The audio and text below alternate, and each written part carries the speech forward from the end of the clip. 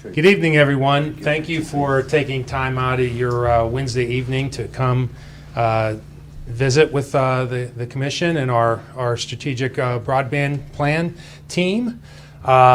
We wanted to have the opportunity to introduce you, one, to our team, our consultant team, and two, kind of give you an update on where we're at. We thought it was really important that the municipalities kind of knew what we were planning and what we were doing through this whole process. I know we've had a kickoff meeting at the beginning of the process, but we felt we needed to have kind of an update, and we'll be having these regular stakeholder meetings as we get into September and October.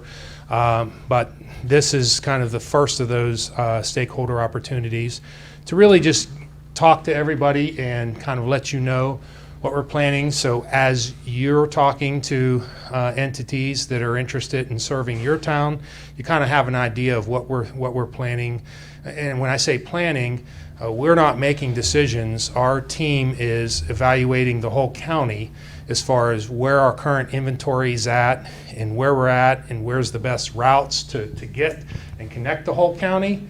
And then once we're done, we'll end up with a strategic plan sometime in February. And then we'll be talking to you through the whole process, but we'll show you that plan. And our vision is that plan will have actionable plans that we can kind of pick off and do a grant to do this one, or use the ARP dollars to do this one.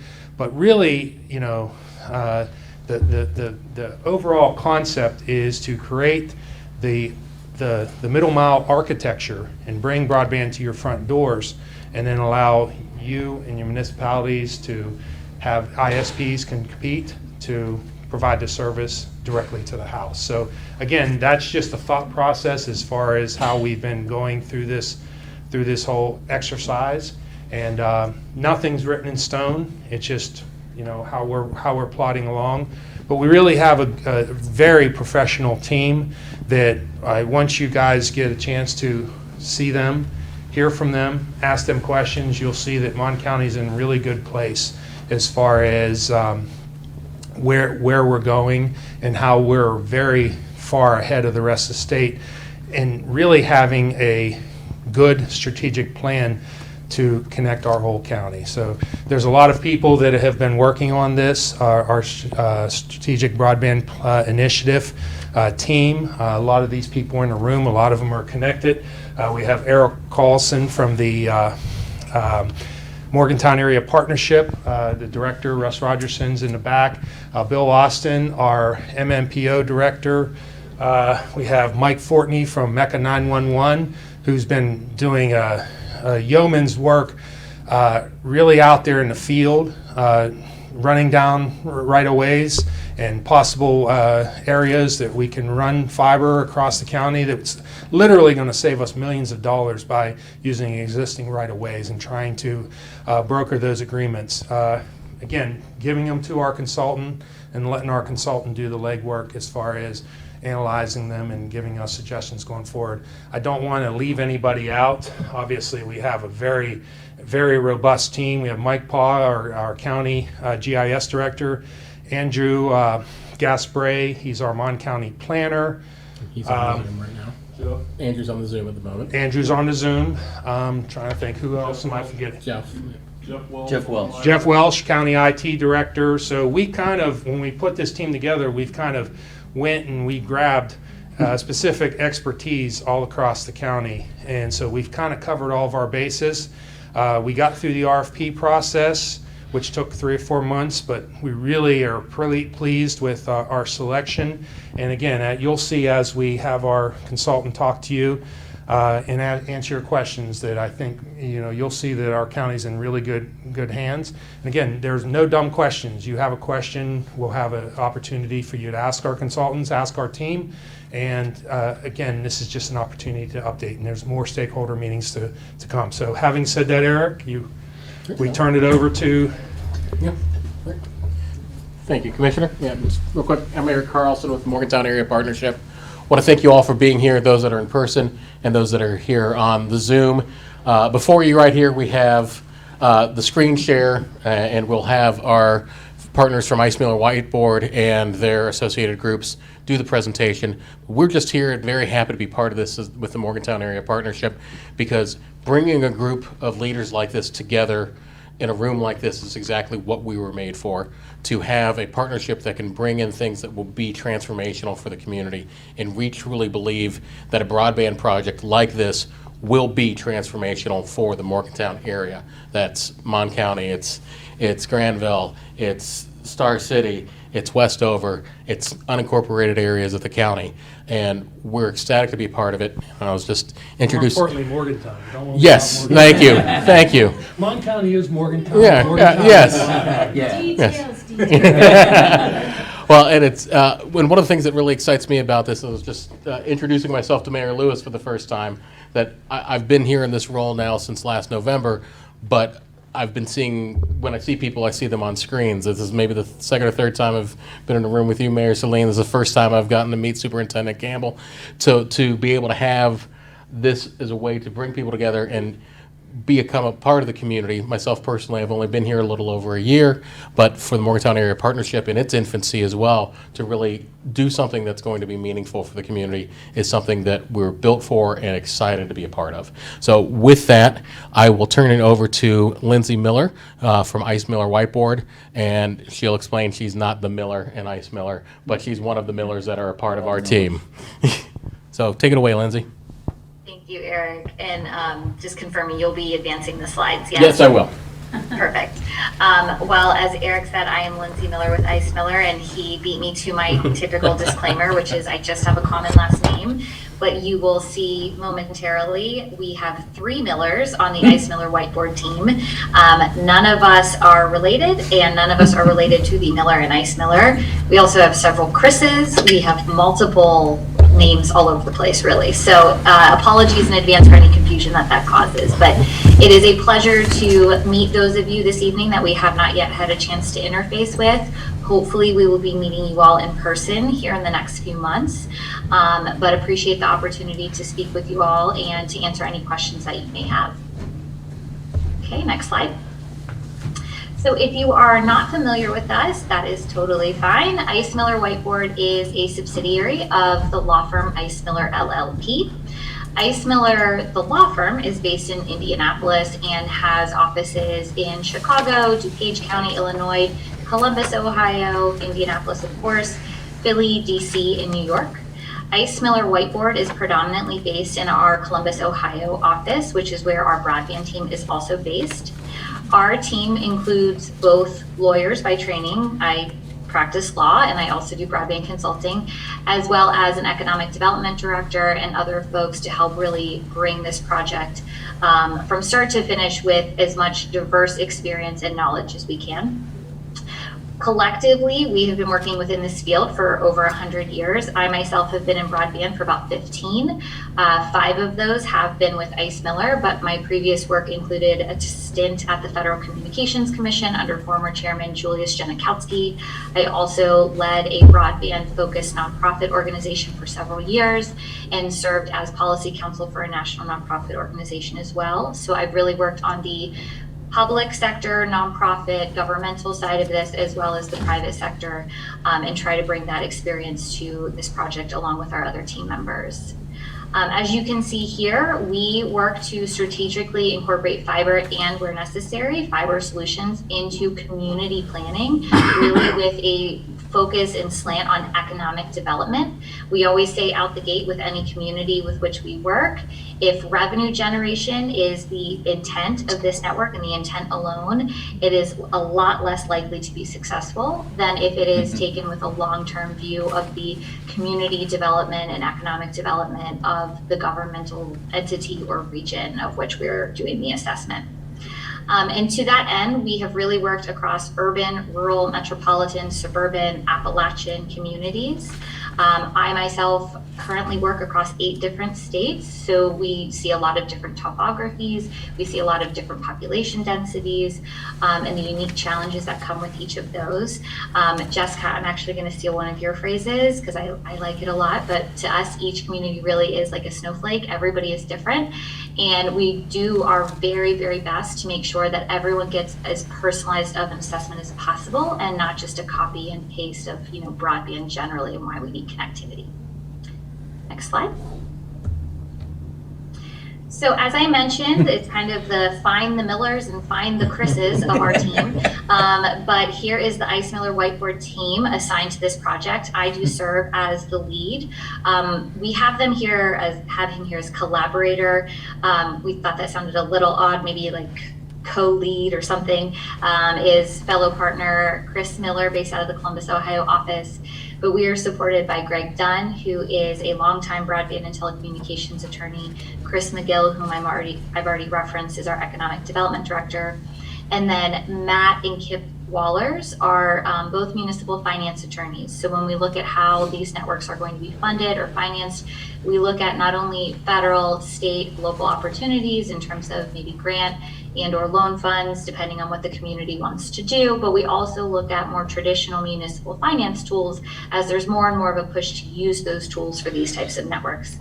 And then Paul Bittner is also on our team. He is licensed in Virginia, and so if the need comes for true legal services for this project, we do have him on standby as well. Next slide. So I am joined here today by 2 of our partners, which will introduce themselves just after I do. So we have Jessica Fowler with Lit Communities, and we have Mark Kessinger with DLZ. Each of us, you will see, have distinct roles in delivering this project. And we were very intentional with how we divvied those up based on everybody's core competencies and to make sure that we are not assigning too many team members to a task, so we maintain cost effectiveness and cost efficiencies. So Whiteboard's role specifically in this is to serve as the project manager. Largely that is my role. I'm kind of quarterbacking this one. But we also are doing, you'll see an Excel basically spreadsheet here in a few slides, but what is considered task 4.1, which is a comprehensive infrastructure inventory, looking at what already exists in and around the county, both from a service perspective, where the gaps are, where existing infrastructure is, both fiber and wireless assets or vertical assets for wireless deployment. And then also working with the community through the various surveys that Jessica will touch on, as well as area ISPs, to determine really what the state of connectivity is and where the needs for enhanced build out are going to be. From there, we will be working with the project team to provide recommendations as to what that should look like, and working largely with Lit Communities, who is leading the network design, on making sure that that network hits all of the applicable areas from a middle mile perspective that are really lacking, and then facilitating last mile service based on that core network. And we would also work with Lit and the other folks to then provide the various deployment strategies and service models, doing an analysis of funding needs, a market analysis, a gap analysis, bringing in all of our various team members to not only say, okay, this is where you are, this is where we recommend you go, but this is also how you pay for it, which usually is where a lot of communities, want to have us connect the dots. Is, it's great to know the current assessment, it's great to have goals, but really how do we pay for this is usually the key question. Our answer to that, though, has changed dramatically in the current climate with the plethora of funds that are becoming available, all of which we will analyze for the local project. Next slide. So with that, I am going to pass it over to Jessica to introduce her team and Lit Communities, and then I will jump back in here in a few slides. Great. Thank you, Lindsay. Good evening, everybody. Great to see all of you. And I kind of echo Eric. I wish that we were in the same room with you physically. And we will be there at the end of September for a town hall that is part of the scope of this work. So I certainly hope that many of you can come to that. It's on September 29th, and we'll touch on that a little bit more. Mark from DLZ will talk about that. But I just want to give you a quick overview of who the heck is Lit Communities. I think that one of the things that we do nicely here to complement IceMiller on this project is to take the absolutely stellar analysis that you're going to be getting from them in regards to what you already have and what is currently being provided to residents and businesses and what networks exist. We take all of that and kind of whittle it down and provide it back to you saying, here's what you can do, here's what your next steps are, here's how the county and all the municipalities can go forward. So Lit Communities, just really briefly, we are a broadband consultancy group created in 2019 by 4 members of our executive staff. And the whole push when we created, when Lit Communities was created, was to be a response to municipalities just like you. My background is as an elected official. I'm from Connecticut. I'm actually talking to you from Birmingham. I'm at our headquarters right now, but I do live in Connecticut. I've lived in there for 40 years, and I was an elected official for 6 years and held minor offices before that and for about 4 or 5 years. But at that time, I had put together a group of municipal officials exactly like you in 21 towns. And this was about 6-8 years ago when I was trying to convince them that it was a really good idea to look at fiber, and nobody had any idea what I was talking about. They couldn't understand why it would be important and why anybody should care about broadband connectivity. So this whole response, Lit Communities was created as a response to the municipalities to not only help them understand how important it was, but to be a full-throated response for the municipalities. So we wouldn't just come in and tell them fiber was good. We do detailed design, engineering, construction, and work it all the way through till we can actually provide ISP services. And that's what we do in one of our markets in Medina, Ohio. So we do deploy last mile fiber optic network infrastructure. That's what we do. We have a lot of experience on our team in detailed design, preliminary design, data science, engineering, all of these things that you can see right here. I have individuals who have worked on fiber builds and construction for 20, 25 years. We have myself with municipal government relations. We have a outstanding person on our team who does the grants and federal and state grant work. He has been incredibly busy, as you all can probably imagine. So we're able, with the diverse group of people that we have on our team, to put a really sound, good, actionable package together for the municipalities that we work with that will help them take whatever good stuff is created by Lindsay and push it forward to actual steps. Because really what we all want is for everybody to get the best connection that they can afford. And that's really the basis of everything that we do. We really are firm believers in building a public-private partnership with the municipalities that we go into, and we encourage our municipalities to think about owning what we call the middle mile or the core. And we'll probably talk about that a little bit more tonight, but the middle mile, the core, if you think about it, is really the interstate that goes through the county of broadband fiber.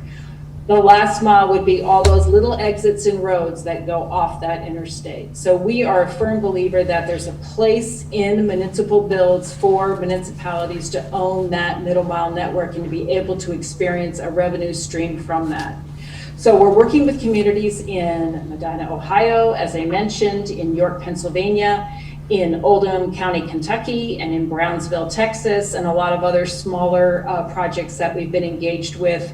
We are quite busy. As Lindsay referred to, the whole landscape has changed, and I really applaud your leadership in Mon County for getting ahead of the game, and for all of you being in this room saying, you know what, this is important, and we need to hear how we can be a part of this, or at least be educated and understand what the initiative is. Next slide, Eric. Thank you. So here's my team. There's me, looking a lot better than I do this evening, so I wish I could just take that and put that on my head, but there you go. I'm your lead. I'm the Chief Client Officer. My CEO is to the left of me in this picture. That's Brian Snyder. The other folks who are touching your project are Renee Gonzalez. He's the third person down on the left side of the left column. He's a collaborator. I know, we have to change that word, Lindsay. Renee is our grants guru, and he'll be helping me and Lindsay as we start to sit down to create a capital stack that will be able to propel this project forward. Chris Kirkland, who's right underneath that name, he couldn't be with us tonight. He is helping me to coordinate all your design pieces on this, which has become a very interesting task, and we'll get into that a little bit later. I think that's all for this slide that I'd like to cover. So next slide, please.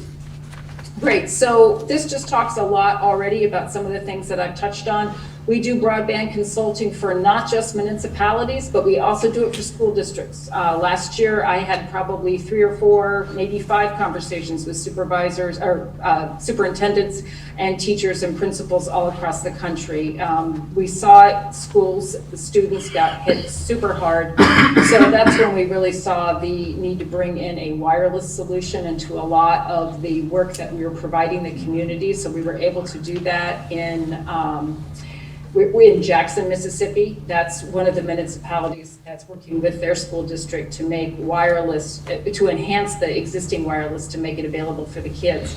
So broadband consulting, we do community assessments. One of the most critical pieces of work that we provide our clients is that business and financial plan. That's really where the rubber hits the road. That's when we're able to say, listen, this is how much it's going to cost you to do your middle mile. This is how much it's going to cost you for a provider to come in and do that last mile piece. And so very often it is a very, very doable thing for these communities to get involved in. Demand aggregation, we'll touch on that a little bit later. That's just a fancy way of saying a community survey. Some of you may already be familiar with the survey that the county put out, and we'll talk a little bit about that. I can share some of the results of that, and we can see how well the response flow is right now. We do stakeholder engagement, that's meeting with people like you. That's coming down at the end of September with Mark and his team at DLZ and working on the town halls, doing some focus groups. And we are a fiber company, but we do bring in wireless engineers. We have great relationships and partnerships with many of them across the country. So I look forward to thinking about how we might be able in the next phase of all of this to bring in wireless as part of a solution for you all. So we do follow an open application business model, which means we are proponents of an open application network. We believe that if you build it out, you should be able to dictate who is on it. So if you own that middle mile, if you own that interstate, you should be able to dictate who has access to it.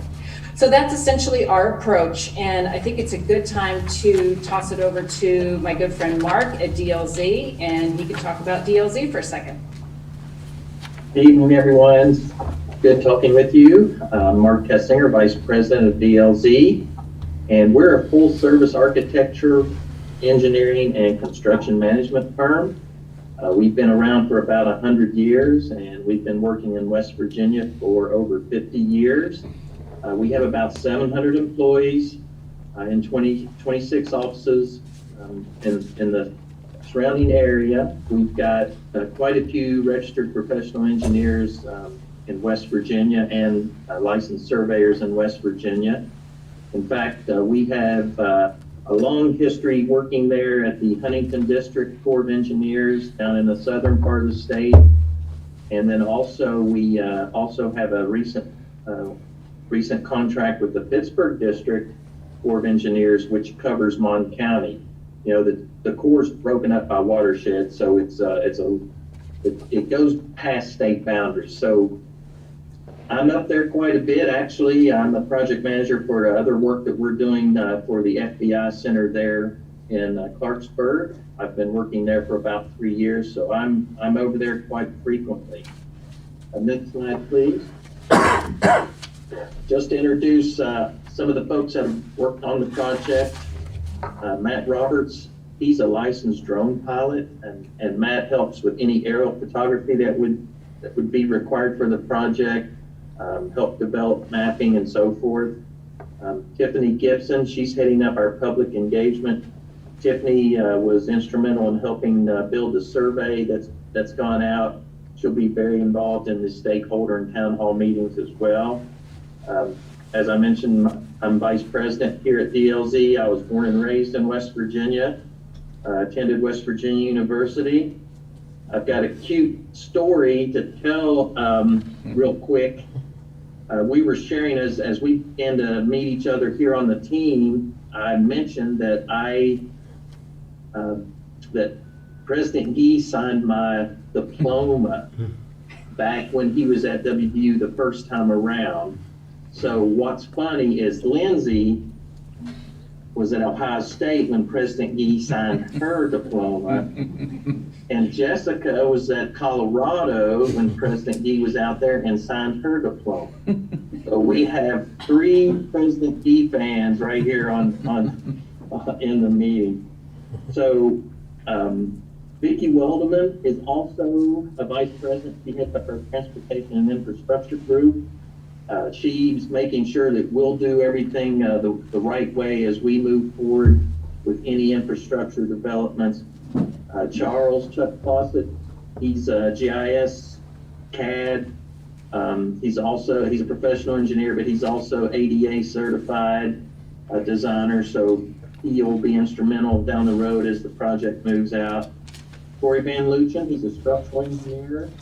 Corey has a lot of experience on transmission tower design, so he'll be involved there if necessary. And then Jamie North is a director. He heads up our Bridgeville, Pennsylvania office, which is just up I-79 there above Morgantown. And Jamie heads up a lot of our geotechnical work. So anything as we proceed that would involve geotechnical work, Jamie would be involved in that. So those 3 guys on the right have not been involved at this point because that would be more in the implementation phase. But those on the left are intimately involved with the project, and you'll be seeing a lot of Tiffany and I as the stakeholder meeting begins. Next slide, please. So our approach, we're going to, of course, support IceMiller and LIT with any engineering type of things they need. We're also helping with the stakeholder meetings and public outreach. But a lot of our work would come later in the implementation phase. I do want to echo Commissioner's opening remarks that we have been very, very pleasantly surprised at how far along Mon County is with their GIS database. Not only are you ahead of probably every community in the state of West Virginia, you're also ahead of many neighboring states. So kudos to the folks there. You're doing a great job on your GIS and mapping services, and that's making our job a lot easier. So we'll continue to work closely with IceMiller and LIT as we move forward, and then we'll be involved in any stakeholder meetings, and anything that involves engineering questions, we'll be able to answer those for you. Next slide, please. Thanks, Mark. So this is the spreadsheet slide that I referenced a few minutes ago. As you can see, there are a lot of tasks that were delineated under the RFP that Mon County issued. Those that are highlighted here are already underway given the project schedule. If we have not said it already, this commenced in June and is scheduled to be complete in February of 2022, which we realize is a longer time frame for typical broadband assessments or plans perhaps that you've done or seen. But what we are all experiencing is that with the continual federal changes that are happening in broadband, it's important to make sure that we give ample runway to incorporate all of those so nothing is missed on the back end, and that was really our goal here. So I have also delineated here on the right hand side which project partners are involved in which task. And as I referenced earlier, I'm so sorry, I'm laughing. My 15-month-old son is upstairs, and I feel like he's trying to get involved in this meeting, so I apologize if you can hear him. as you can see, we've really tried to divvy up the tasks. So other than the town halls and the surveys, and then the drafting of the report and any ongoing consultation, we were very intentional about which entity we assigned to which tasks. So again, we're being budget effective, and everyone is playing to their core competency in delivering you all this project. Next slide, please. So task 4.1, as I've already referenced, is the main task that IceMiller is leading, currently underway. However, the other one that we are heavily involved in right now is a funding and financing assessment working with Renee, whom Jessica already referenced from her team, looking not only at federal and state opportunities, but also some of those more traditional financing tools in determining what could be allowable under your existing state code. The mapping, though, is where we want to start because, of course, as I said out the gate, it's important to see where you are, and then from there we develop where you want to go. So, as I'm sure a lot of you have heard previously, broadband data that is available to the public is flawed. It is for a whole variety of reasons. I'm happy to explain what those are. That in and of itself could be its own call.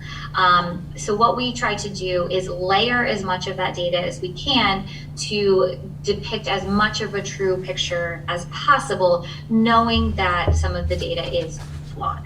And that's where the survey that Lit Communities has underway that Jessica will talk about is also instrumental, because that's where we actually get feedback from those folks experiencing the connectivity locally. And then we cross compare it with the data to see, do these align? Do these seem to reflect one another? What do we need to do a deeper dive into? So from a high level, the federal broadband data that has been available has been through the Federal Communications Commission using what's called the Form 477, in which broadband providers submit on a biannual basis their coverage. So some of these maps are going to depict what we're seeing from the FCC. So the first of these is fiber. And based on Form 477 data, optical carriers are available in these very limited, and let me say this, residential optical carriers are available in these very limited blue dots, as you see in and around the county. Now, what's important is what I mentioned, this data is already flawed. And the reason being is because when a provider submits its Form 477 data, if one location within a census block is served or could be served within a reasonable period of time, which has typically been assumed to mean about 20 days, one location, that entire census block can be marked as served. So even though we are showing some residential fiber coverage here, there's still a high likelihood that this in and of itself is overestimated, because if just one location within those census blocks is served, that provider can mark that whole census block as being served. Next slide, please. So then we look at what do we actually see in terms of existing fiber coverage. And there are a variety of different data sets that we can use for that. We do have subscriptions to these, so these are not necessarily publicly available tools. And then we look at where do we see fiber. Now, the fiber lines that can be available typically are going to be shown as what's called long haul fiber, which really is not what we're going to be tapping into. That's like a provider's network at a high level running like state to state to state. You know, for example, coming down from Ohio into West Virginia. And the other fiber depiction that we can see is what's called middle mile network. And this is pretty much a high level of that. So this looks at existing carrier coverage for their middle mile network, which Jessica has talked about, also referred to as backhaul, also referred to as the core. But it is through these networks in which last mile connectivity can be enabled. So it's important to see where middle mile fiber is available, because if middle mile fiber is available, then the last mile solutions are going to be more limited. And so as we look at developing and weaving the whole project team, a fiber deployment locally, we will be looking not only at where do we need last mile coverage, but where do we need middle mile coverage in order to better facilitate that end user connectivity. Next slide, please. So speaking of end user connectivity, if there's a lack of infrastructure, there's going to be a lack of speeds. So broadband is defined really in one of two buckets. There's broadband, which speaks to the infrastructure side of things, which really just means it is high-speed internet delivered over some medium that enables such delivery, which could be cable, could be fiber, it could be fixed or mobile wireless, and depending on the circumstances, it could be DSL or digital subscriber line, which is how most people first got high-speed internet. So that's kind of the infrastructure definition of broadband. There's also a speed definition of broadband. And so currently the FCC has defined broadband to be 25 megabits per second down, 3 megabits per second up. So down, what you're pulling from the internet, the speed at which you're doing it, and then up, what you're pushing to the internet, the speed at which you're doing it. This map depicts coverage at 10 meg down, 1 meg up. So this shows areas that have speeds less than 10.1. So not even just less than the federal definition, but less than 10 meg down, 1 meg up, which is a very difficult speed in which to accomplish anything. Most would argue that in this day and age, 25.3 is a very difficult speed to accomplish anything. And I very much suspect that under the Biden administration, we will see that definition be increased. I've mentioned I've been working in broadband for about 15 years. I think we're on the 4th broadband definition that I've seen. So we do continually see that upgraded as user needs continue to increase. Next slide, please. And so I'm going to pass it to Jessica here momentarily, but that is just to give a brief overview of where we see some of the initial opportunities and struggles. And then, as I mentioned, because we know that there are challenges with the data, that's where we go to surveying to supplement what we know with what folks are experiencing on the ground. So with that, Jessica. Great, thank you. So as I referenced before earlier when I was talking about the different pieces of engagement that we are involved in with this project, I did talk about the survey that was put out about 4 weeks ago. And what was interesting to me about this survey, and I unfortunately I don't think I have this slide up, and I should have had it up, but that's okay, I can tell you really quickly. You have already, in 4 weeks as a county, have over 1,400 responses, which is frankly unbelievable. What it means to me is that people are really engaged already in this, not just you folks in the room and not just the leadership team that brought us into this project, but your residents, your businesses. There is a lot of interest in this and there's a lot of need. So how we set up the survey was we divided it into 3 regions of your county. At first, we tried to do it by your municipalities, but that got a little bit tricky. So we just decided to divide up the county by eastern, western, and central. So right now, what I'm seeing on your survey results, and this is a survey that will run out in the community for approximately 6 months. So in about February, when we're winding down with all of the tasks, is when the survey will also be winding down. Hopefully we'll be talking about how to transition that survey into another phase, maybe of pre-signups. We'll just have to see about that and see how things go. But again, you've had over 1,400 responses, super strong.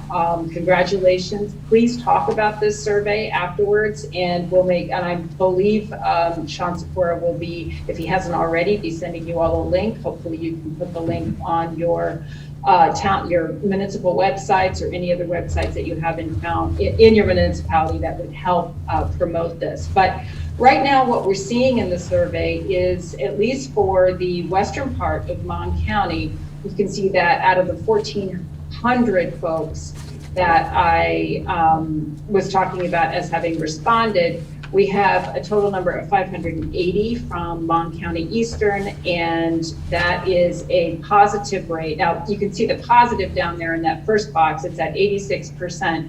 That means 86% of folks out of that 580 number have responded positively to considering signing up for the service. So that's, I would consider it all the way up to yes, definitely. 86%, again, very, very strong positive result.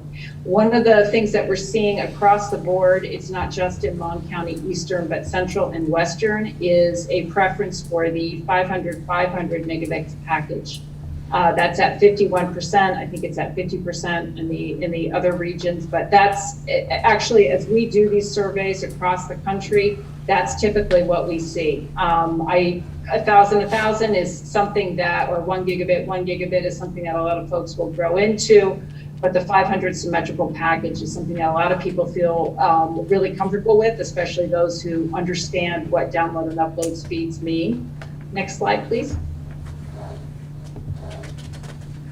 Great. Here's Mon County Central numbers. So these are very strong. Again, we see that positive at 83% all the way at the bottom in the first box. And again, we're seeing a preference for the 500 symmetrical at about 50%. Next slide. And the Western, I think you probably know, but we certainly knew it, but really saw it when we've been looking at the network maps and what's available currently for residents in Mon County. The Western area really needs help. So what we're seeing here is a very high positive rate in that first box of 94% as being likely to sign up. Of course, we're also seeing less of a number of folks who are responding to the survey, but as we could probably guess, maybe it's because they don't have the internet and they can't access the survey. So that is something to take into consideration. Again, in that lower box, the 500 symmetrical at 48% staying the same. Next slide, please. And likeliness to sign up for all areas, when you aggregate all of that, you're still getting a very strong response from folks who are interested in having another option to what they currently have right now. I wanted to just include a couple more things on the survey before we back out of it. And of course, I'm available to answer any questions about it. I wanted to say that it's only been 4 weeks. The responses are high. I'll say that again. I think what's been super helpful, and I'm going to call out the county for, especially Colleen and Sean's office, for thinking about having an insert in the tax tickets. I think that was an incredibly smart move on her part, and it really increased the amount of exposure that this survey had. Social media has been very helpful for us. And I would be remiss if I did not mention Mike Courtney, who I think went out and beat the bushes and got probably half of these responses on his own. But he's been an incredible strength of this project. So I think I hear him laughing. Yeah. Somebody laughing there. Another component of this before I go off of the survey and hand it to Mark is the speed test results. We had respondents do speed test results, and I don't have those results with me right now, but I can certainly get them and share them with you if you're interested in the respondents, what their speeds are looking like as they are responding to the survey. And some of the comments that we're getting from people are absolutely priceless. I just want to read you one. The question is, what would make this broadband effort even better or more effective? Allow competition, somebody says. Clear Fiber was not able to expand into many parts of Morgantown because Comcast lobbied the city government to block them from using utility poles. When small ISPs are allowed to compete on a level playing field, they are often able to deliver better service at lower prices than the big national ISPs and are better equipped to handle the technical side of things than local government is. Of course, he has a disclaimer. He says, I used to run a website that compared internet services nationwide. But I thought that was a great comment. I certainly am a strong believer in giving communities lower prices and giving them more competition. So I think what this survey is showing us is that a lot of residents are very interested in something different.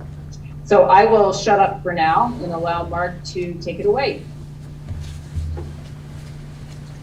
So the schedule for our upcoming meetings, we've got a couple lined out already. September 28th, we're hoping to be an in-person meeting, a stakeholder meeting, and then the following evening, conduct a town hall.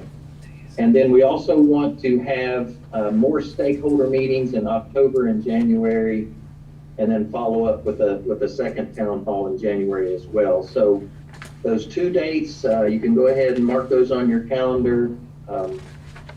And Sean will be getting more information out to you on that. We're coordinating with Colleen on the location. I don't think we've determined where we're going to have those yet, but that's all in the works. So we're hoping that you'll be able to get engaged in these meetings and have your local folks attend as well. And that'll give us a good chance to meet one-on-one and explain exactly what's going on and the benefits to the study. And the next slide, please. Just to wrap up here, just in closing, just we're going to try to follow as many existing utility lines as possible. That reduces costs significantly, where the right-of-ways have already been obtained and the infrastructure's there that you can use. But just like the gentleman's comment, you know, we need to think if it's easier to follow existing telephone poles, you know, if that can be done, all of that is helpful. So one of the things we'll be doing is looking at the existing utilities, and again, hats off to the county. Their GIS has been very helpful. The GIS information from the county has been very helpful here, but we want to identify the best routes as we proceed for the broadband infrastructure, and then again, follow as many existing utilities as we can to minimize the cost. And with that, I'll turn it back over to Lindsay for questions. Perfect, thank you, Mark. And I will just mention, just as we are coordinating with the existing utility providers, which, as a quick aside, never have I seen, and I know Jessica would echo this, the involvement from the utility companies like we are seeing in Mon County. It is truly incredible, and I really think we'll end up, if we are able to utilize these as we hope and as we are trying, I really think it will set the county and the municipalities within the county apart in terms of the broadband project that they are able to see as compared to those that to date we've seen across the entire country. I've never seen an effort like this. So kudos to all the folks locally. There's clearly a lot of intent to collaborate, and we very much appreciate it. And in the same vein, we know that our study is just one of several planning studies going on different topics. And I do just want to confirm that we are also coordinating with those efforts as well. We're trying to be mindful of potential meeting fatigue locally. So we are looking for opportunities to either offer those in similar locations or at similar times, or even join the meetings to make sure that we all efforts are getting the feedback that they need in order to deliver their plans and their deliverables. But with that, I know Mark, Jessica, and I are able to stay on the line as long as you all need, really, to answer any questions that you may have about our team or the project. And again, just want to thank you for your time this evening and for hearing what we're doing. We're really excited about it. Any questions? Hey, Jessica, I don't know if you can hear me. Could you, Yeah. when you send the speeds to us, would you be able at least now to break it down into the 3 districts? Because I think that's really important. Is that possible? Break it down into what? I'm sorry. Yeah, the 3 districts. So it'd be central, eastern. yes. Okay, Yes, because I think that's real important for a lot of the And people. I can bring that up on my Oh, share okay. screen real quick and show that we have that. They're all done by address points. Okay, that's great. Okay. Thank you. So while Eric's looking to bring that up, I did want, if you guys could expand a little bit. One of the things that's really astounding to me is the federal definition of 25.3. Yeah. And you can see from our surveys that people are clamoring for 500. So can you explain to the group the why a symmetrical 500, or even if it was 100 is so much better than what we're currently being limited by. And that's where fiber comes in and allows you to symmetrical upload and download, and what that means, what those 2 numbers mean to our community. Yeah, I mean, I'll take a stab at it, and then Lindsay, if you want to follow up with anything I may have missed on that. But I will tell you this. What concerns me more when I look at the download and upload numbers, I am concerned about download. I certainly want kids to be able to, download what they need for homework. I want people to be able to, download any important materials that they need to run their lives and work and manage themselves in the best way. Of course, I want download speeds to be adequate enough so that emergency services can function. But what concerns me as much is the upload speed. The upload speed is what enables people to actually produce something of value and be able to take it, and put it up there, be able to upload a report, a file, a piece of homework, an important document. I mean, anything that helps our lives to be able to, helps us to be able to function and run our lives, that we have to actually produce ourselves, is something that we're uploading. So when I look at upload speeds of 1 or 3, it just makes me cringe, because it's extremely hard to be able to be a productive person in this type of society if that's the kind of upload speed you have. At 25, yeah, sure, you can be on a Zoom call. I'm probably on a Zoom call on 25 right now, but I don't know it. I've been on Zoom calls with 8. It works okay. But one of the things about the download speed is that the lower the speed, the more users that get on it, the more difficult it becomes. So it's like having, yes, somebody in the front row is nodding their head, exactly. So, you know, when your kids are all home for Christmas, or as it was in my case with 2 college students, and everybody's on the internet at the same time with a very slow frontier speed at my house in Connecticut, it's absolutely baffling and frustrating. We all had to try to manage it. So I think that's what we like to see at a higher speed. The 500 is that ability to, boom, like that, be able to push out what you want, and boom, like that, be able to download what you need without having to wait for your sister, your brother, your mother, your grandmother, your aunt, your uncle, your daughter, your son to be able to finish something else. Yeah, I mean, I think Jessica covered it really well. You know, to use an analogy, it's like what used to be coordinating sufficient hot water at the holidays. You know, everyone timing their showers so everyone got enough hot water. That's kind of what broadband access has become when there's multiple users. You know, how do we make sure not everybody is on a Zoom call at the same time? And how can we space those out to make sure we all get enough hot water, you know, to get through our day? And I think to Jessica's point as well on the download and upload, so download speeds are when we are, depending on what you're doing, but essentially passive users. That means that we are just accepting the content. It is when we are uploading that we are active users of the internet. And so to use a telehealth example, it's wonderful if someone can download, you know, their doctor's orders or et cetera, but it doesn't do them any good if they can't send the photo back of their injury or their report back of what is going on. And so it's really for those use cases that download and upload speeds being symmetrical, as Jessica really nicely outlined, to us are very, very important. And one of the things that we've said from the beginning is, if you look at the federal definition of 25.3, 25 download, 3 upload, that is the federal definition of a community that's served.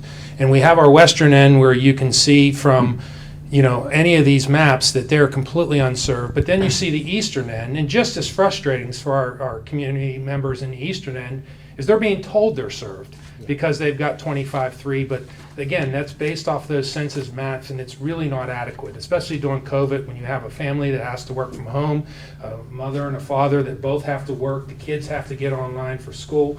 So we're not setting our goals from the beginning. We're not setting our goals at trying to get to the federal definition. We're trying to surpass that.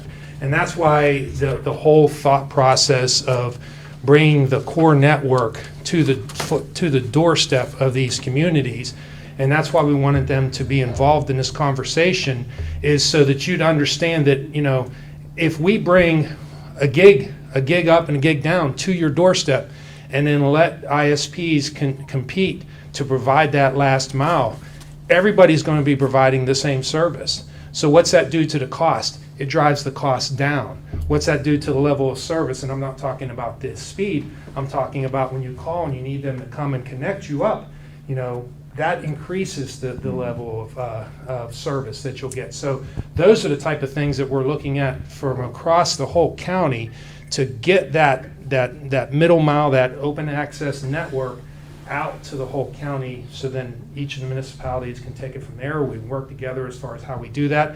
And the other thing I want, Jessica, I want you to kind of tell everybody the discussion we had about the critical infrastructure and the type of things that we've already kind of identified as the areas that need the most connectivity soonest, so that the people in the room will see that we've considered all the school facilities, we've considered EMS, the hospitals, and those type of things. Those are our first, the schools, those are our first areas that we needed to focus on, and what their team's going to be focusing on as far as that immediate connectivity. So if you describe that a little bit, Jessica. Sure, yeah, I think we did a good job of kind of teeing it up, so I don't think there's too much more to add in. So when we do a middle mile design, a core design, one of the integral pieces of it is to sit down and work with the municipality and we've been working with Mon County and with Mike Fortney specifically, and Sean as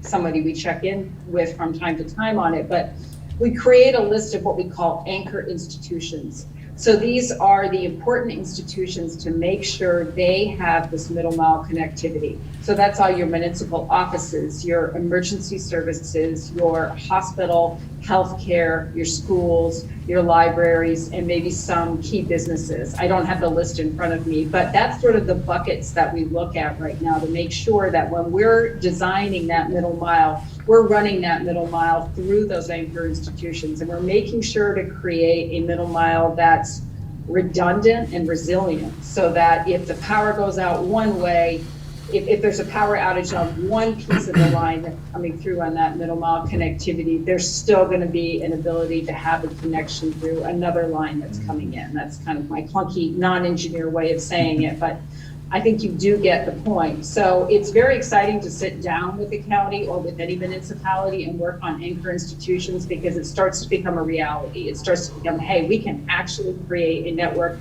that can help everybody in the community. And the first thing we ought to focus on are these institutions that affect everybody in the community. Then we can move out to that last mile piece. Hey, Jessica, could you Wait.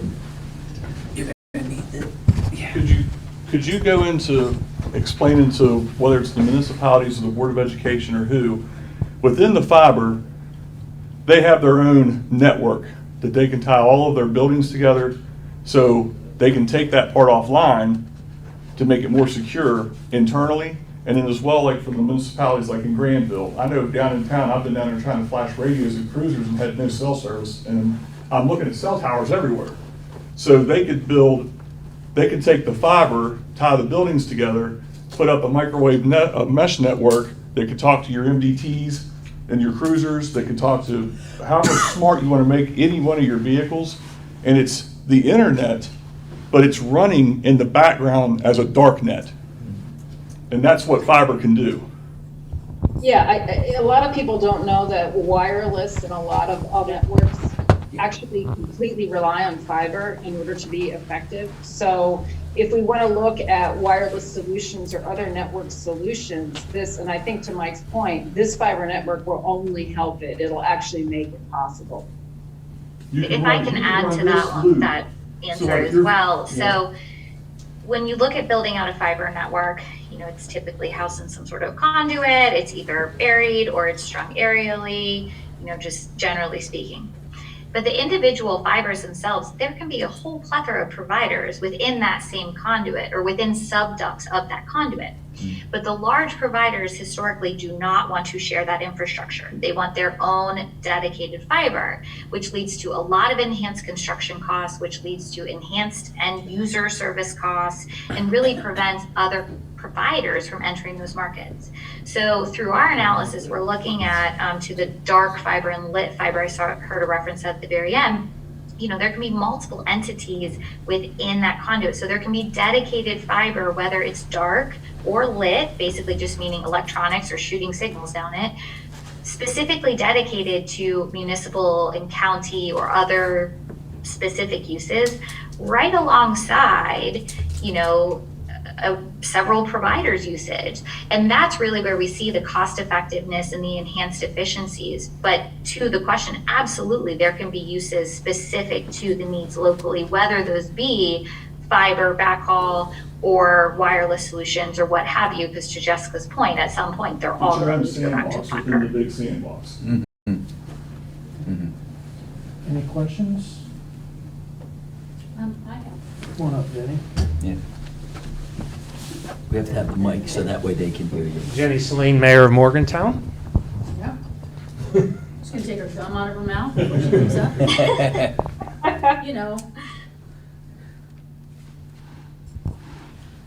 So I have some questions that were nicely provided to me by someone who couldn't be here.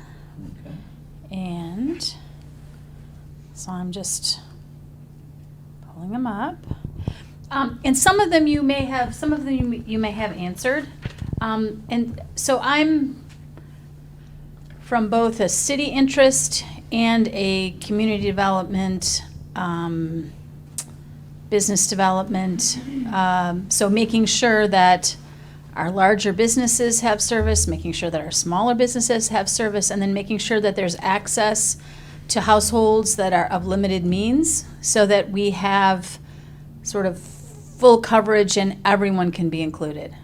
So, so there was some questions about this constructing middle mile, and you've addressed some of those. How do you look at separate municipalities and this middle mile? Is this something that is by region, or how are you handling that? If that's an appropriate question.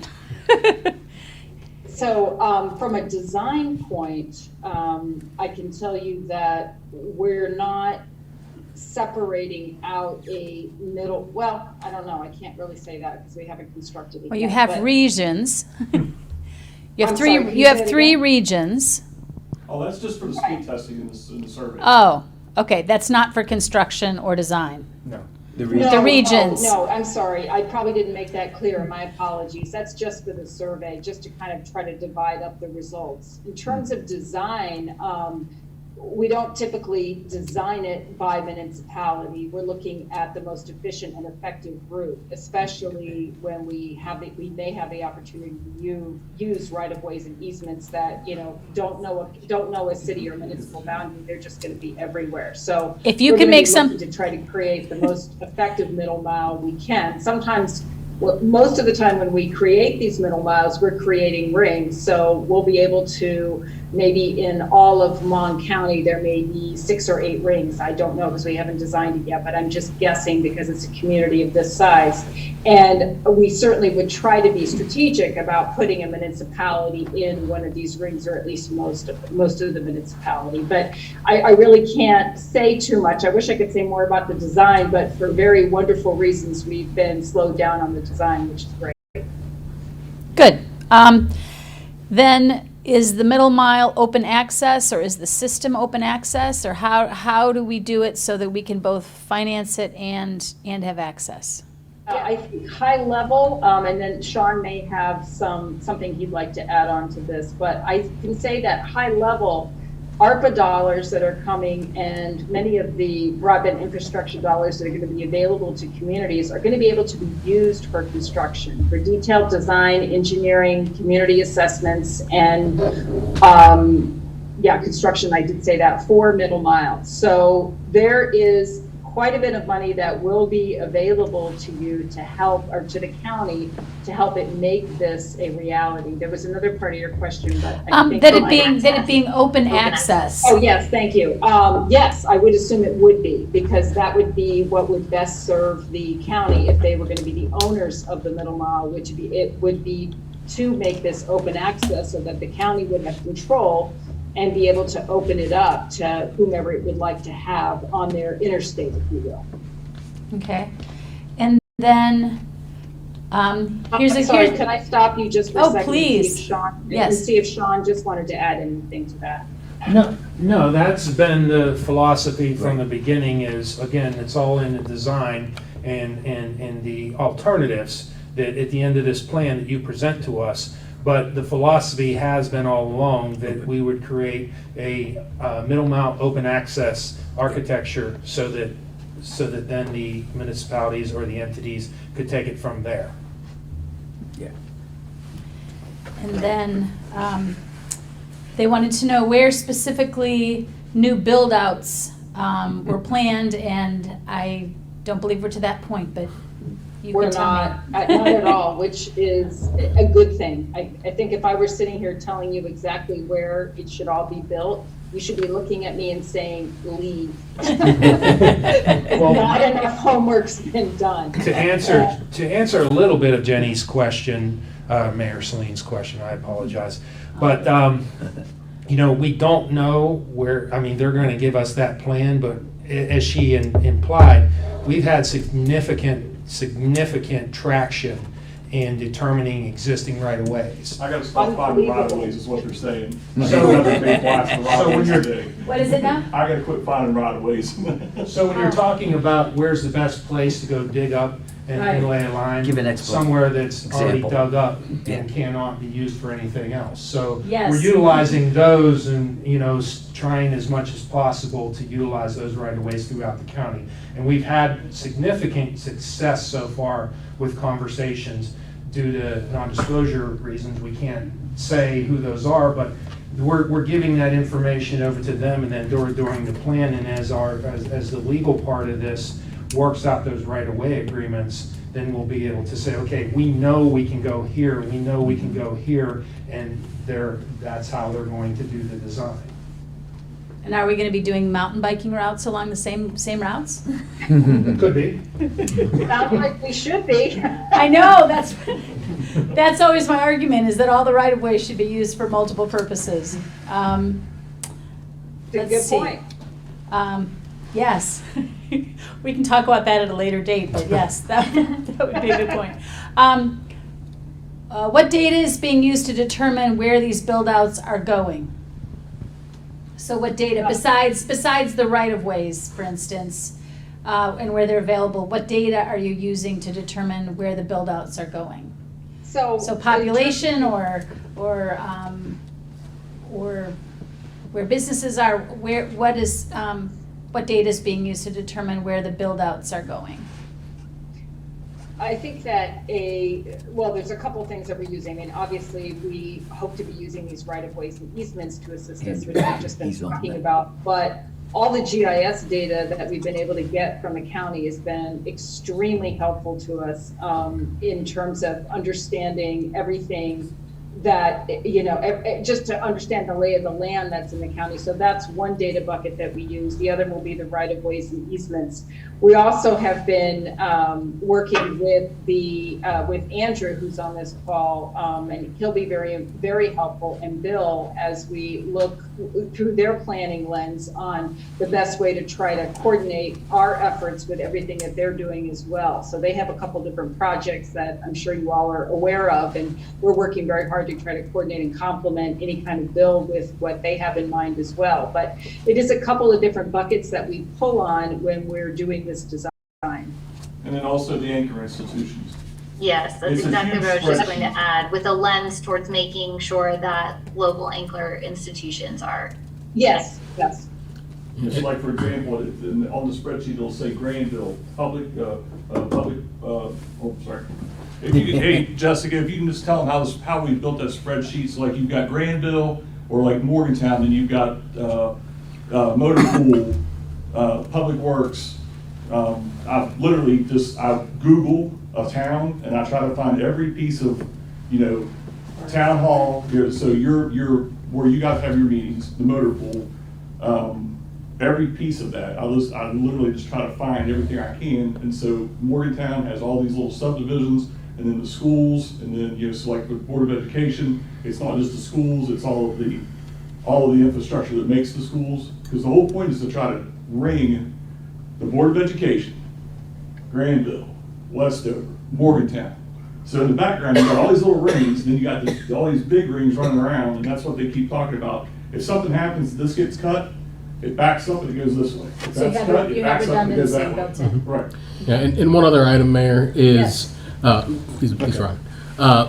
One of the other things that we're looking at too as a possibility, it was mentioned a little bit, is wireless, which would really be more of a stopgap measure, but that would be for if we have very hard to reach residents in a holler or something like that, that there would be opportunities to do a mesh network to be able to allow people to access via wireless if we can't do fiber to the premises, which is the initial aim of this as well, so that people will be able to be served even if it's a community of one house, or a neighborhood that's existing in a city or in an incorporated area as well.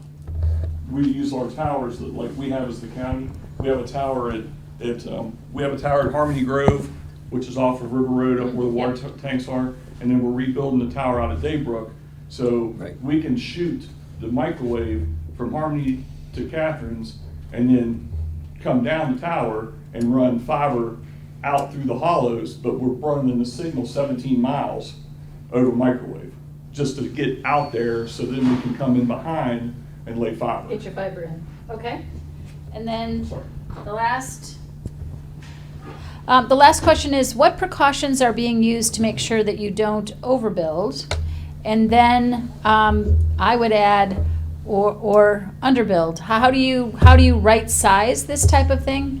Kind of looking to the future, but not overbuilding. I think in terms of overbuilding, we talked a little bit about that in regards to, I mean, Lindsay had the slide that showed some of the existing fiber that's already there, and she did talk about, I think one of the things that I didn't mention that is always something that we do in every market that we're at is we do look at the existing backhaul, and we try to make sure that if it's at all possible that we can do it, we try to rent some of that backhaul space that's already on those lines. Unfortunately, many of those carriers many of those fiber ISPs that you saw on that map, are not necessarily that interested in renting out some of their fiber. They'd like to preserve it for themselves and be able to provide you services. Well, that's fine, but we do try. So I think that's one way to try to bring down the costs of new build and to try to ensure that we're not overbuilding on a middle mile. But sometimes it just can't be helped. I think in terms of overbuilding on the last mile, I don't think that we'd be asked to be doing the work we're doing and to provide last mile services and last mile options if it was already being provided in your community.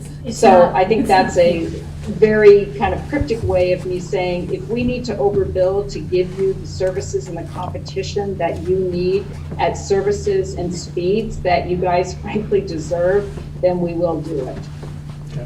I have Councilman Bill Kowecki here, but before I do that, I want to compliment Eric.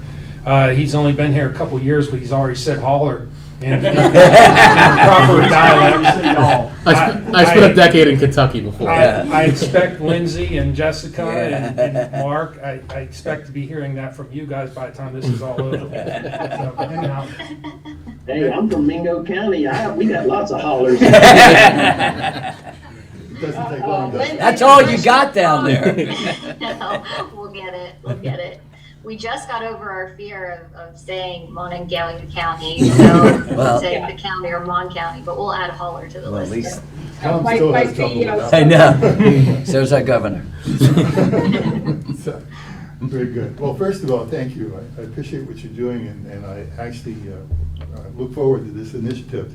I do have some questions, perhaps, is the best way to phrase this. So the relationship, since we're talking about right-of-ways and what have you, of the county's responsibility and the municipality's responsibility and what that relationship might be, do you have any kind of ideas or thoughts on what those have, how that worked in the past and what might be applied here that would be most efficient and most helpful? And for instance, maybe let me help you if you have any other examples where you've worked with a county and then had to deal with how the county interacts with municipalities. We have 3 municipalities, well, actually, we go a little bit longer than that within the area, but there is a concern. We want to make sure the relationship is healthy and vigorous. Yeah, and I think that's a very great question, and I appreciate the transparency of asking it. So I just finished in June, just by way of an example, a 3-county assessment in Ohio. They're in the northeast corner of the state, Ashtabula, Mahoning, and Trumbull counties. They technically fall within the Appalachian region of our state, but within those counties includes Youngstown, which is pretty urban. And so the issues, for example, that Youngstown was facing versus some of the townships in that area versus, you know, we looked at school districts. We had some areas, because this was much closer to peak COVID times, we had some school districts in that 3-county area that were never able to send their kids home because the kids did not have internet. And so they tried to hobble along as best they could throughout COVID. And so we're very familiar to working with an area or a region that encompasses multiple political subdivisions, multiple topography changes, multiple differences in density of population, density of businesses, density of providers. And I think the best way to ensure cohesion, candidly, are things like tonight. Making sure folks are on the same page, that everyone's questions are answered, that folks are receiving regular updates, and that they feel that there's an opportunity to be involved, which hopefully everyone in the room does and continues to do through the survey, through the stakeholder meetings, through the town halls. Because truly, while the county, so to speak, is our client, all of the municipalities and community anchors that we've discussed, you are the users of the network. So it's really important that your needs are accounted for, and we're very mindful of that in the assessment that we're doing. I hope that answers the question. I think it does. And certainly, you know, we're willing to cooperate, and we appreciate what's being offered to us now, and that this has been a very open and transparent process. My concern is that that we continue in a manner that does not create obstacles to something that we're all looking forward to. My encouragement would be, and I hope I'm not speaking out of turn by saying this, in the same regard as we are trying to disseminate information about what we're trying to do through this project, I would also encourage folks, as you are considering local projects, as much as you are willing to also pass that along to this project team. To Jessica's point, maybe there are opportunities to lease backhaul through what you're trying to do, which will enhance cost efficiencies. You know, maybe there are opportunities for collaborations with another provider locally or what have you. We're really interested and open to exploring all of those, but sometimes those conversations are happening in a manner that we just simply don't know about them. And so if they can be passed along, we do think it'd be helpful to the overall project delivery. I look forward to the stakeholders meetings. Thank you. Thank you. And I think I, Tom, or Jeff could have answered that same question and said, basically, you know, somebody had to get the ball rolling and start the task and start the overall planning. But it's been our vision the whole time that we're looking at Monongalia County with the big C, and everybody included, and getting this plan started. And then as we work through this with the stakeholder engagement, even when we get to the point where we have a final strategic plan, there will still be parts of that where, you know, we can communicate just as much as you want to be involved, put it that way. And we'll keep you involved through the whole process. If you have someone from the city that you want to sit on our regular every 2-week meetings, that's certainly been open from the beginning. And they can keep you apprised as to what's going on. We've had someone sitting on these meetings from the school board all along. You know, we've kind of put this open, and we've had people that are trying to represent all different areas of expertise. We may not necessarily have had crossed every single community or municipal boundary, but there's certain opportunity to place somebody at the table as we're going through every step of this process, so that you're completely aware, you have input, and that input will inform the analysis that they're doing, and ultimately providing us with a plan that then we have actionable items that we can take out and execute. So, and IceMiller is also, when we put the agreement in place for this whole strategic broadband plan, we've also already have them on the hook for any follow-on or any execution. So we intend for this team to be a partner for a long time. So again, this is a relationship. Again, some of you might for the first time be seeing our team, but we intend that this is something that, you know, we're going to get to know each other, put it that way. Piggyback. Yes, please. Piggyback provision. What's that? There, we put the piggyback provision in so they Oh, can yeah. jump on That's the other thing too, is in our RFP, we had a piggyback provision, so if any other counties want to just pick up and directly contract with IceMiller, they don't have to go through the whole RFP process. So if we get Marion County that likes what we're doing and wants to bring them on and connect us with Greene County that likes what we're doing and connect, we're looking across the whole region. And we've had conversations, we have monthly conversations with Greene County, Pennsylvania, where we see a lot of the fiber that could be connected right into from Marion County. We're kind of looking at this as a regional thing. So this is something that we can grow and bring other counties into the fold, just like we're bringing municipalities into the fold. Yeah, Again. question after you. No, okay.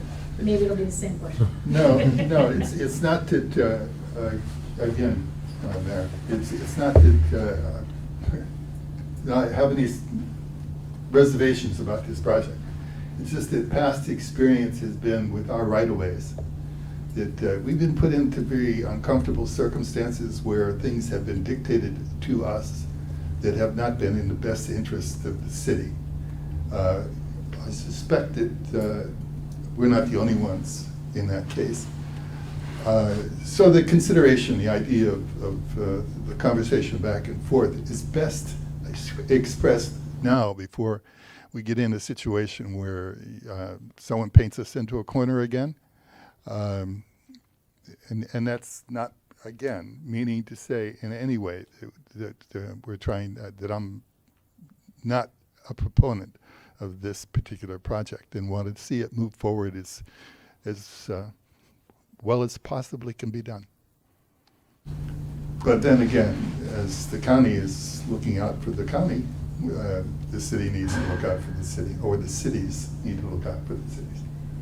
So, Hey, Commissioner Sikora, this is Chris Miller, IceMiller. Let me jump in, because I think I know what's being asked here, and as you guys, and I don't know that I've been introduced, but I've been on the call, sort of hanging in the background, multitasking. But I think the question is, what happens on a going forward basis once everything gets put together, once the design is there, and once things are put into place and up and running? I think the concern probably is from the local sort of political subdivisions under the county umbrella, the villages and the towns and the cities. Are we going to how do we make sure that we, as those independent entities, have appropriate leverage and bargaining power to make sure that we receive the benefits that we hope everyone in the county is going to receive from this, but we don't get left out? Is that the question? Not exactly. But that is a very good question. The reservoir. And so I guess let me try to answer a little bit. Part of the recommendation at the end of the day that we're all going to make for you folks is sort of giving you ideas not only on design, but ideas on what an operational structure might look like, and how services would be delivered and things like that. And again, that's very generalized, but I think because of the need to do a complete build, and again, we don't know how it looks, so this is sort of cart before the horse, but if we're going to use local right-of-ways from independent entities, I think they're going to certainly have participation. They're going to have to be at the table to provide those grants in that sense, and how that operates. And just sort of generally speaking, my anticipation would be that there's a strong likelihood there'll be a recommendation that there be an MOU amongst all those folks who are going to participate and put their hands together and join in to sort of saying we shall overcome and create this thing. So I think that it's just important for everybody to understand that right now we're just trying to figure out what color goes into the boxes and make a picture. And once we get to that point where we figure out what color needs to go where on which number, I think then, because this is sort of a puzzle or paint by numbers, right? I think we get to the point where we then can talk about structure and help the county think about what would be best to make sure that the thing rolls out effectively, is implemented in a way that makes sense, and gets those services to the most people, and try to give everybody a seat at the table. Does that make sense? Let me explain my motivation. I think I can answer Mayor Corky's question. Just let me finish this part, so you have, and then I'll give it back to you. A long time ago, I had a contractor come into my house. I was putting up some tongue groove boards.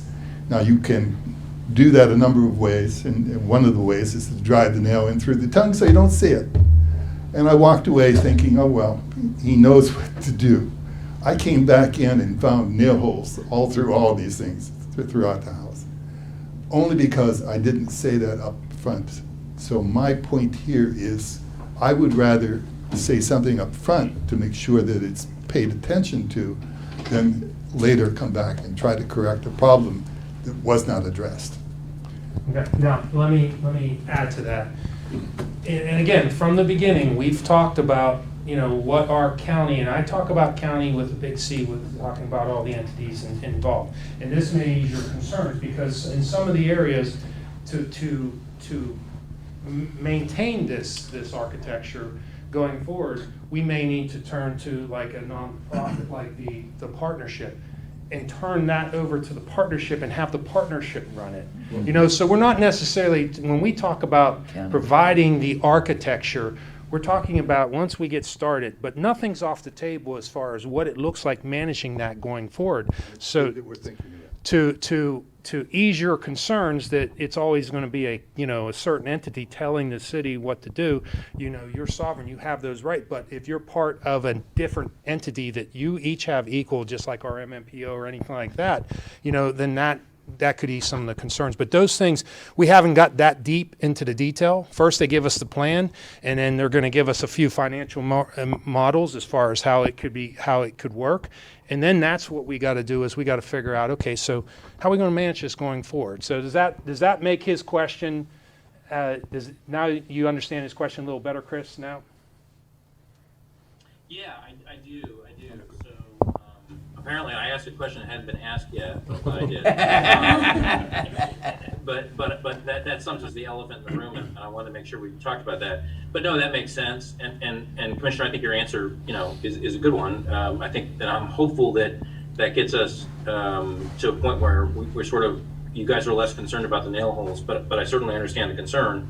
But we got to get to figure out what kind of paneling we're going to use first, I think.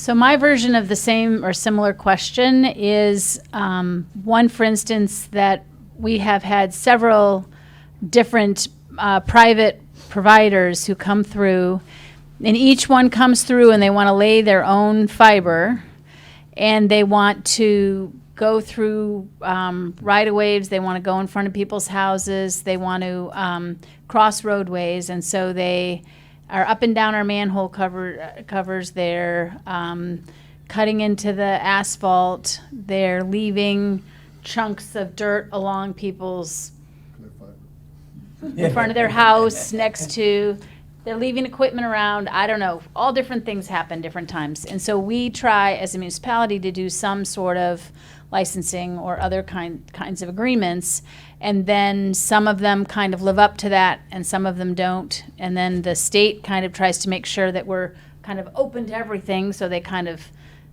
regulate us a bit, that we kind of have to welcome all comers. But somewhere in here we need to have the welcoming attitude that we want you all very much. We want the county to do this. We want to work with Russ Rogerson and his group. We want to have some central planning, but we also want to have enough autonomy that whatever happens in our right-of-ways can be done well, rather than this hodgepodge that we're subject to. And I have no idea if that's something that you all can help with, because it's kind of what has come before, but that is definitely a concern for at least our municipality, and I imagine other municipalities, that we have sort of this responsibility to our right-of-ways, that they have something good that's useful that's going through them, and that they're accessed in a way that we're not destroying our other infrastructure. Yeah. So you probably could not have picked a project team that is more sensitive to this issue. Chris and I, like, no pun intended, we literally write these ordinances and rules for municipalities all the time. And so we are very mindful of the desire for enhanced connectivity, but the need to protect the aesthetic and the local investment that has already occurred in the existing rights of way and the infrastructure that may be there and the future needs of the community. And so, you know, without that sounding just completely like a bunch of fluff, I mean, truly, this is one of the roles that we serve for municipalities all the time. And we employ that same sensitivity to these projects as we're looking at, okay, this is where we think the network should go based on the connectivity that we will need. But it's not just an assumption that someone's going to come to the door and say, hey, I have X permit through the state and I'm going to be here, and this is intended to be a collaborative effort. And so that's the same approach we will take with Mon County. Chris, I don't know if you want to add to that, or Jessica, really anyone, but I definitely hear the concern. We see it all the time and we're very mindful of it. Yeah, unfortunately, that's another hour and a half vacation. It is. Yeah, no, you don't have to- you don't That have we to do that that. we do often no that you know what you guys have heard is absolutely right. Lindsay's absolutely right. And that literally is another hour presentation to talk to you about how that would work and how you would do that. But the bottom line is that your public ways, your public rights of way, are the largest investment that your jurisdiction owns. And we certainly understand that you want to manage your management kind of policies in place. You want to manage and administer that public right of way in a way that makes sense to make sure that you protect your investment and keep your costs down on an ongoing basis and keep people from destroying that public asset. So that's certainly something that we're exceedingly sensitive to, and we'll work with the county as we roll that out.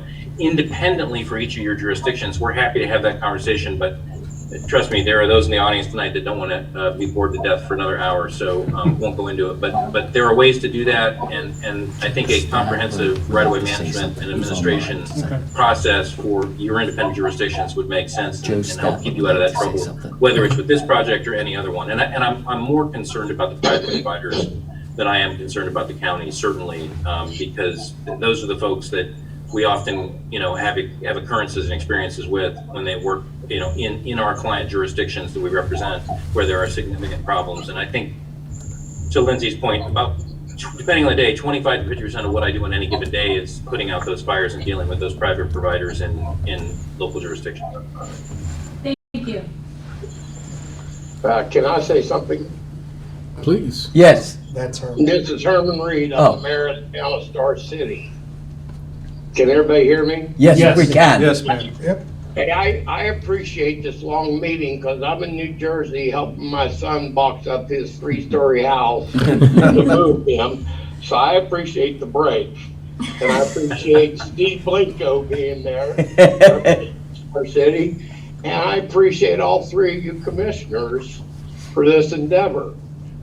This IceMiller sounds like a pretty good organization, and Star City's open for business. So anything you guys need, give me a call. Thank you. Thank you, Mayor. Thank you, Mayor. Oh, wait, hey, Joe, Go ahead, let Joe, Jason. yeah, we're gonna try Let Joe Joe go. Statler. Joe, can you hear us? Yes, I can. Okay, go ahead. Delegate Statler? Yeah. I would have to say that I've enjoyed listening to this also and what is going on. I'm excited about what's going to come of this for broadband.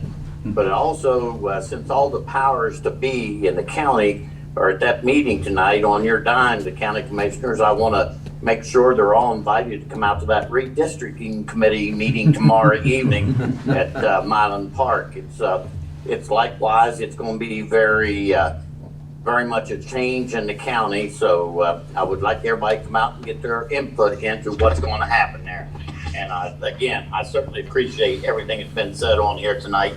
And Tom, I want to make sure that our volunteer and basically all our first responders are addressed in the critical needs areas so that it's important that they be included and they have fast networks that's working. Thank you guys very much for allowing me to join in tonight. Thank you, Delegate. I just wanted to bring up one question here kind of toward the end. This is Steve Blinko from Star City. I'm the recorder.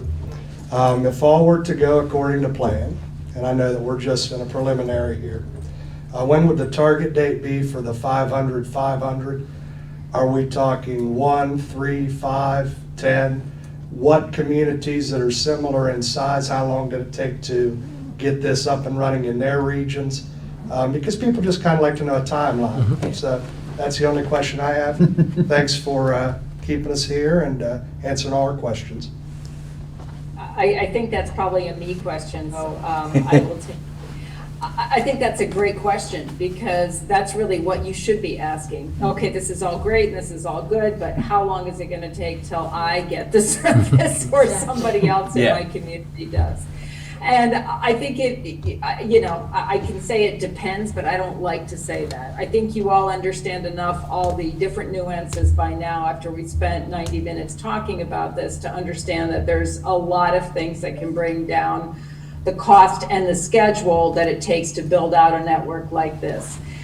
In a smaller county than this county that we're working with in Kentucky, we were looking at to do a build out of a middle mile. For them, probably 2 years to build the middle mile. I would think it probably could take a little bit longer in Mon County to build out a middle mile network. But that doesn't mean you start with, you only do things one at a time. There's a way to start doing this middle mile, and once we have some of it completed, to start looking at providing last mile services in one of those rings that Fortney was talking about earlier. So I think if, in a perfect world, if things ran somewhat perfectly for you all, I would hope within 3 years you would have last mile service for somebody, at least to some portion of Mon County. I would hope by 5 years we could have everybody up and running, and possibly earlier than that. It really just depends on how the design goes. Great. Thank you.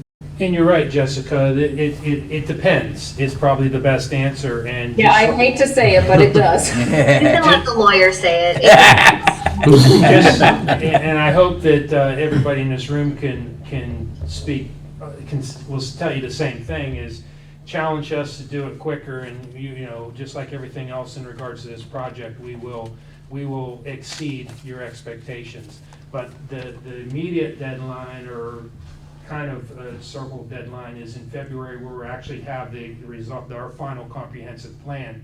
And then how fast we act on that is all, in some ways, it's really up to us to really, move forward and not be barriers to moving forward to some of that stuff. But there are a whole different slate of options that are going to be thrown at us. And some of these things where we know that we may not be able to get to a certain area in a couple years, the effect fiber, we may go ahead and do cellular to that area, and then fiber down from the towers. So nothing is off the table. They're going to hand us a slate of opportunities, and we're going to make the decisions. As when I say we as a community are going to make the decisions as far as how we're going to get there. But that's all I can say is we know as Mon County residents tell us that we're not going to get somewhere in a certain amount of time, and we'll get there in half the time. So we'll work to do that. And my favorite part of all these meetings is listening to Chris Miller. He's an attorney that can sit there and talk about right-of-ways, and you talk about hours. He can sit there and talk about right-of-ways for a half hour, and I'm just like enthralled with his mastery of the subject matter. So Chris always tells us in his meetings how impressed he is with the people of Mon County, and just the 4 or 5 or 8 of us are hearing that. I really like to, Chris, if there are any questions, if there anybody else online, but not to cut anybody off, but if there are no more questions, let Chris go ahead and give his assessment of where we're at, and some of the compliments that he pays to us, we don't deserve. Everybody in this room and the people out there watching this meeting are the ones that deserve those compliments. So I'd like Chris to kind of maybe, then if there's no more questions, go ahead and close. So, Commissioner, thanks. It's nice to have one person who thinks that I'm knowledgeable. My wife does not think that anymore. My kids do not listen to me, but thank you. I'm glad you do. So I guess let me kind of repeat what I've said a couple times before, and Sean's heard this. I think what I said last time was that we Jessica, myself, Lindsay, are all so unbelievably impressed, and Mark's team. You guys have made this an experience that we're somewhat shocked by, and it's not because of all the challenges, it's because of all the unbelievable cooperation that you're giving each other. It is almost fascinating to us who've done this with other groups and other parts of the country, and even in this part of the country.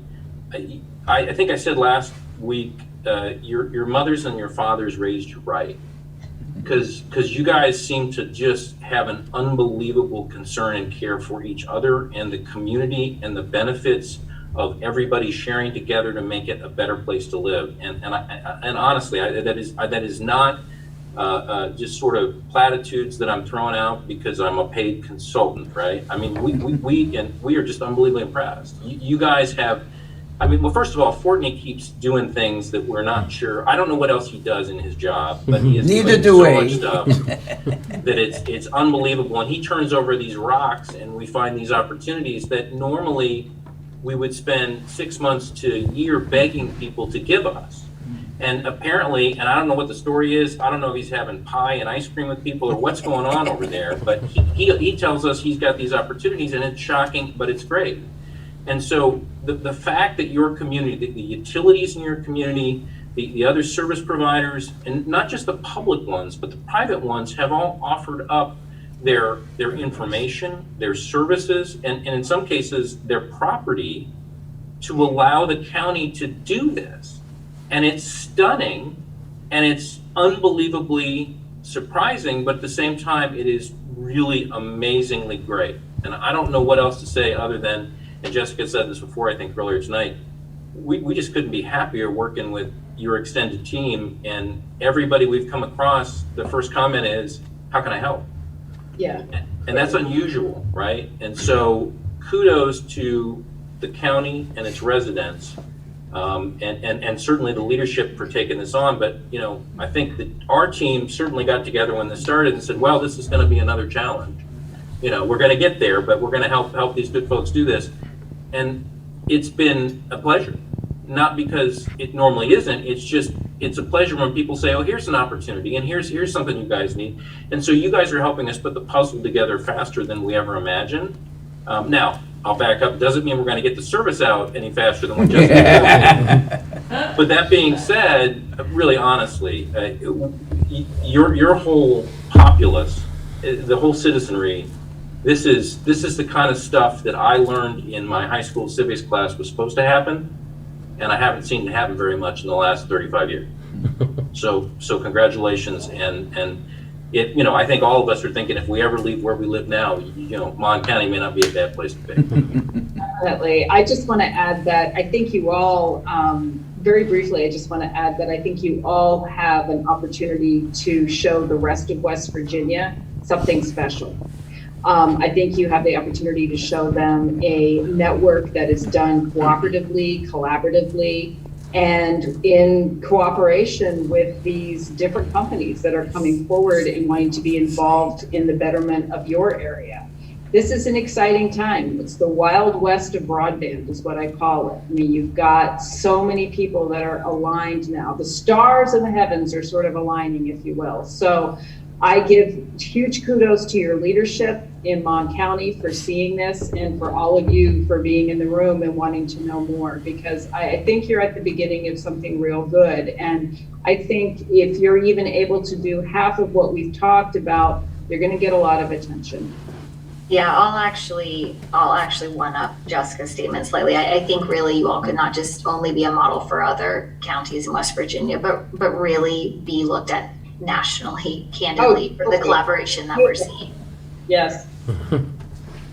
All right. Well, thanks everyone. Unless there's something else, I really appreciate everybody taking their time on a Wednesday night. We went over a little bit, but I think it was a good conversation, and we're looking forward to those continued engagement. We have our weekly meetings every other Friday. So again, that's an honest offer to the municipalities if you want to dedicate someone to participate in those meetings just so they can listen in and be part of the process. We have, as part of our survey, please go out, push the survey to your citizens, to every reach of the county. I know Fortney and I are probably a little bit enthusiastic, but I thought maybe if we can get a quarter of our citizens that'd be great. That's 25,000. That's a big number. Well, you should But- just see the text chain between these two that I'm unfortunately included on. Every milestone we reach, doesn't matter what time, day or night. But we were they're told- going back and forth on it. We were told from the beginning that a statistically significant number of survey responses would be, what was it, 1,800. So we're just about there. We And broke 1,000 in 24 hours. yeah, in 3 or 4 weeks. So, but again, push your citizens to take the survey, because we want their information. It's an easy process, and it's good, valid information to tell us where we really are, tell the team where we really are, instead of us having to rely on outdated federal information. It is honestly worthless. So that One thing, and Jessica will agree with me. Hey, Jessica, wouldn't it Yeah. be great if we could get the municipalities to help us check our map when it comes to these anchor institutions? So like, I literally drive around, or I fly around on my map looking for things.